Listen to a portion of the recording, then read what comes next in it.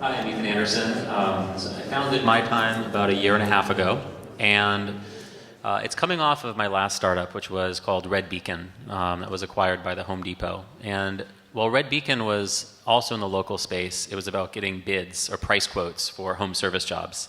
And one of the things that I really learned about the local space from Red Beacon is that consumers really wanted to do a transaction in one session. They didn't want to have to come back a day or two later to look at their bids, and the drop-off was pretty substantial. So I always thought that if I could go back and start another company, if I ever got that opportunity, I would do something where we integrated into the calendaring systems, the actual scheduling systems that the businesses use. I'd get all the pricing data ahead of time, and I'd facilitate an e-commerce transaction in a single session, just as simple as buying a book on Amazon. That's why we call ourselves the Amazon of local services. You can purchase everything from a haircut to a massage to an auto detailing, even a house cleaning. All those things are available on MyTime, and we're trying to build a substantial, lasting consumer destination, really the world's first online store for local services. Our first market is Los Angeles. We decided to do a city-by-city rollout strategy to build merchant density so that when you go shop, the store doesn't feel like it's out of stock. And the only way to do that was to kind of start in one city and really expand out from there. We just launched it in February, so it's pretty new.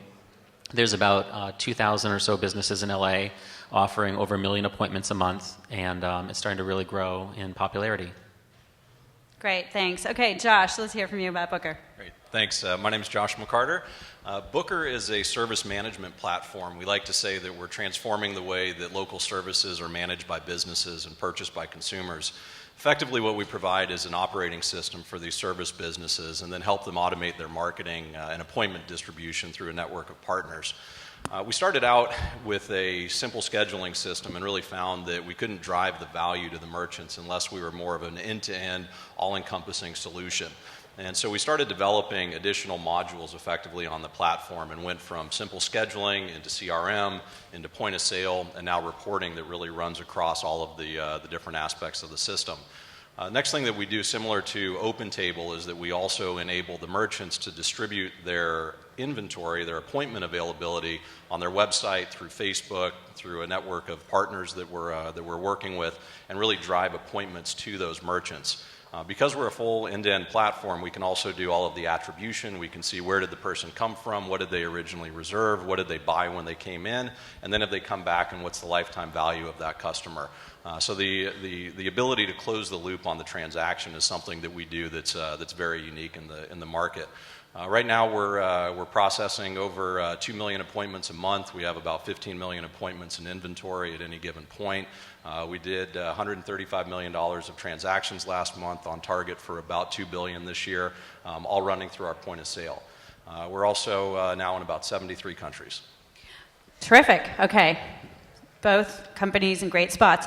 Okay, you mentioned Amazon of local services. You have described yourselves as the Amazon of services, or that's the point, to be the Amazon of services. I want you to talk a little bit about why that's important, and then I want to know how you can both be the Amazon of services. So you start. All right. Well, we're coming at it from two different ways. On one side, I think Ethan's site, MyTime, has much more of a consumer focus, whereas our focus is more on the B2B side. So if you think about the evolution of e-commerce and what happened with Amazon, they first were the destination, and it was their products that were being sold. And then they helped other merchants migrate the sale of their products online by providing a variety of different tools to those merchants to manage their services. And that's really what we do, is we're providing the tools to the merchants to be able to manage their services both offline and online, and really enable them to publish those up through a network of partners. So that's how we see that we're like an Amazon in terms of really providing the enabling tools that merchants need to distribute their appointments. Yeah, basically what Josh said is right. We're starting from a consumer-first approach, where we only make money if a consumer comes to our website, buys a service, books an appointment, then we make some money. If consumers aren't coming, then we're making $0. We don't charge the merchants anything to be on our site or to build a profile. They can do that for free. One of the reasons why we didn't build a scheduling system, because a lot of people are like, why don't you have your own scheduling system, is because quickly learned that every industry has a very specific need in its scheduling system. The needs of the dentists do not coincide with the needs of the hairstylists, do not coincide with the need of the oil change shop. They have such different things that they're looking for from their scheduling systems that, we just couldn't build a one-size-fits-all product. So we made the decision instead to integrate into as many scheduling systems as we can. And we have an entire offshore engineering team that does nothing but build and maintain integrations into every calendaring system on the market. Which is why you guys could potentially work together, right? Okay. And now we're all going to hold hands and sing Kumbaya. Okay, and I also want to talk about, I think we talked a little about, the difficulties, the pain in migrating services to the web, right? Yes. So I know you guys have some specific thoughts on where the challenges are there. Okay, sure. We'll take this to Ethan first. Yeah, so basically the pain is that, these merchants are less savvy than the average consumer. They seem to be the last to adopt, not the first to adopt. And so what happens is it requires a little bit more hand-holding than you wish. You need to call them, you need to explain to them how the product works, how to get their calendar synced up, how to change the pricing of their profile. Then they can't remember their email address. And so it's like this really we tried to do it like kind of an automated fashion, like just build like a really well-designed kind of sign-up flow and hope that they would just be able to handle it themselves.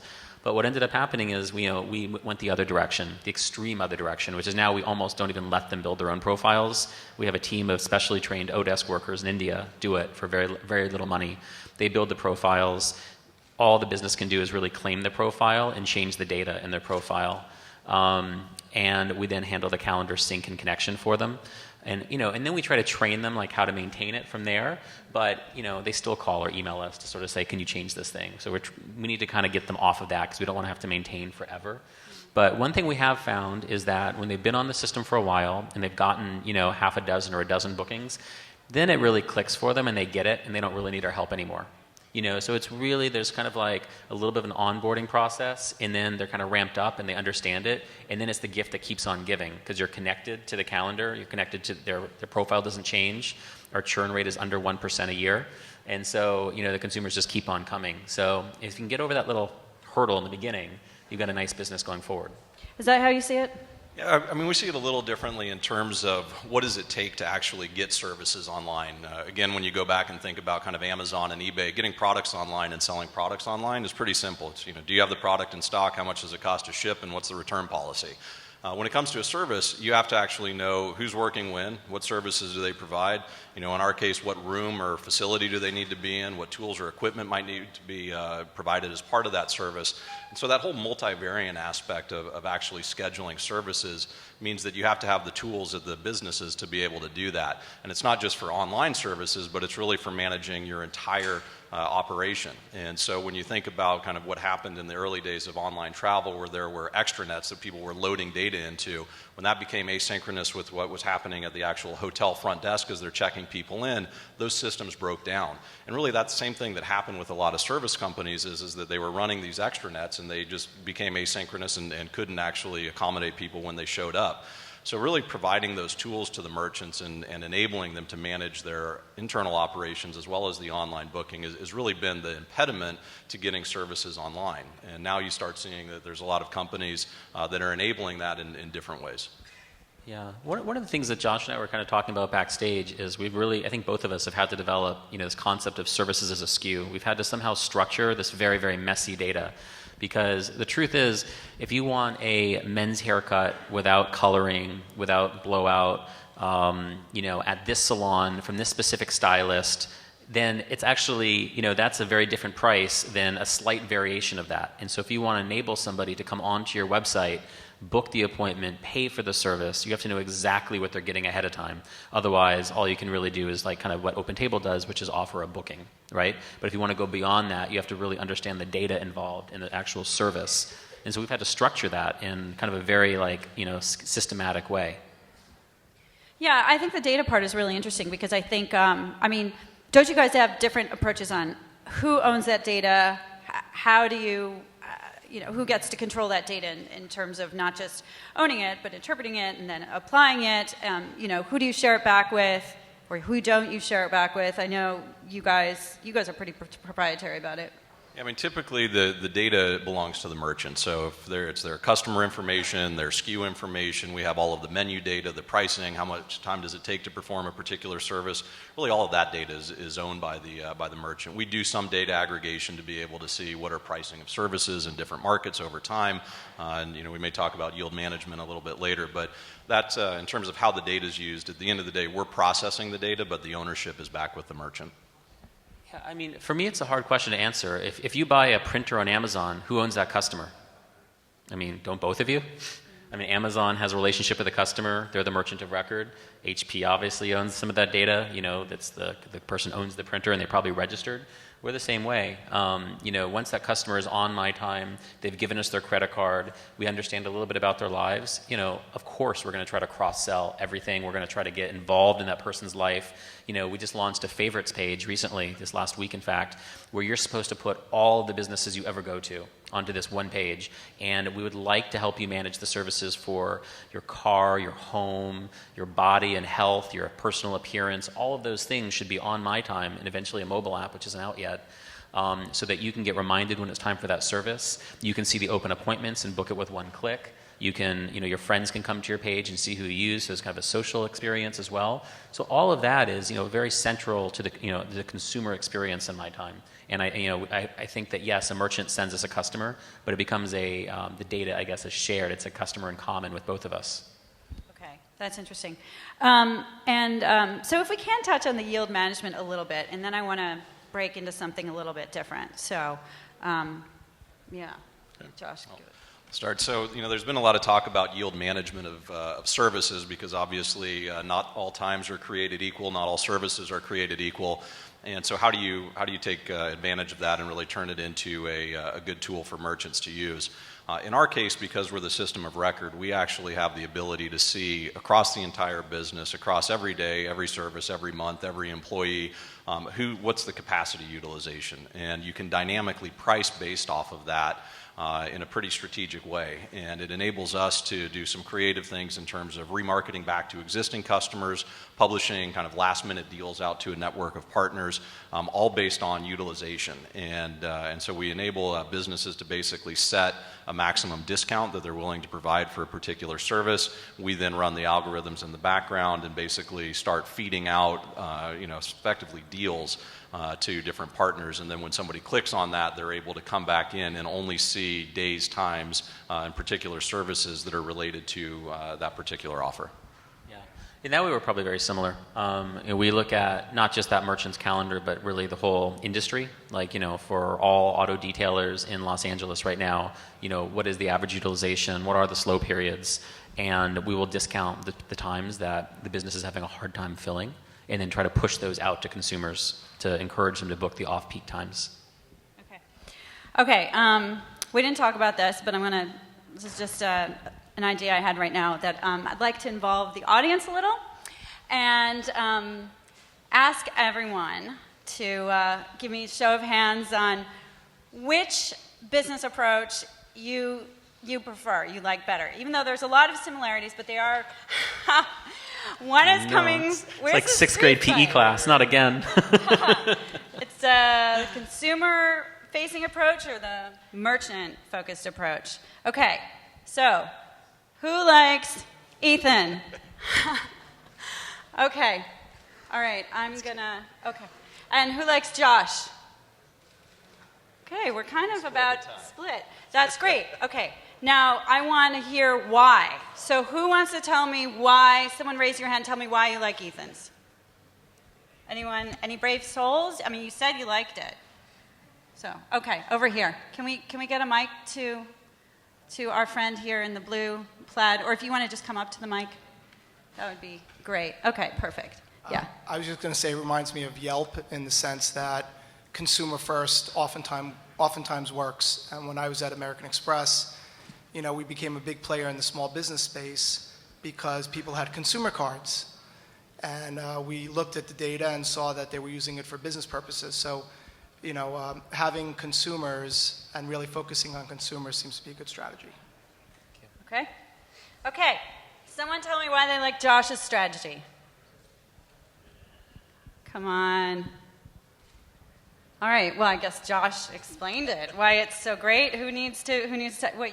Are you going to say why you like Josh's? It's hard. It's weird. It's a weird question. It's like, do you like? It's like, do you like Google or eBay better? Come on. No, but it's like we're building different businesses. Like Josh couldn't build our business unless he decides that he wants to integrate with all of his competition, and I'm pretty sure his competition wouldn't allow that anyway. So it almost suggests that it's impossible for you to now pivot into MyTime space. The only way MyTime will work is if virtually every single small business in America, and maybe even beyond, would like to connect their scheduling system to MyTime and let us take payments on their behalf, right? Josh's Booker.com is a fabulously successful startup, but it's only one of many, including MindBody and Schedulicity and BookFresh and GenBook, and there's so many, and there's like Dentrix for dentists, and each vertical has its own. The only way to build the MyTime business, if we're successful, is if we actually can integrate into the vast majority of those. Okay, so he's saying you're one of many, though. I mean, your goal is to be the Amazon of services, which is not one of many. Right. Are you going to take that? No, I think that what this is supposed to be a fight, right? No, I think that the thing is that what Ethan's talking about are some different vertical players, right? So there are a lot of, there was a discussion earlier on the investment panel about, are you better off being a vertical player or being a horizontal player? And, I agree with the response, which is you really have to start in a vertical to do a proof of concept and then be able to expand out of there. We started as a subsidiary, basically, of Spa Finder that was very spa focused, and then we really expanded out into a lot of health, wellness, and beauty verticals. So we have about 25 different health and wellness type companies that are using our, or verticals that are using our platform, in addition to pet services, and we have some other announcements that are going to be coming out later this year about large partnerships that we've done.